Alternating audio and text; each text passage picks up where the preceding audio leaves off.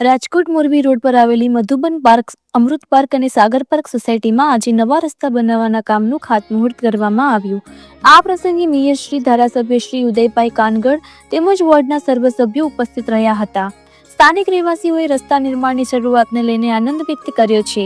આયોજન દરમિયાન ધારાસભ્ય ઉદયભાઈ કાનગડ, મેયર શ્રી તથા વોર્ડ નંબર 4ના કોર્પોરેટર કંકુબેન કાનાભાઈ, પરેશભાઈ પીપળિયા અને સોસાયટીના સભ્યો ભગીરથસિંહ જાડેજા, મનીષભાઈ પટેલ, રમણીકભાઈ પટેલ, અનિરુદ્ધસિંહ જાડેજા, જીગાભાઈ અને જગદીશભાઈ સોની સહિત અનેક આગેવાનો હાજર રહ્યા હતા।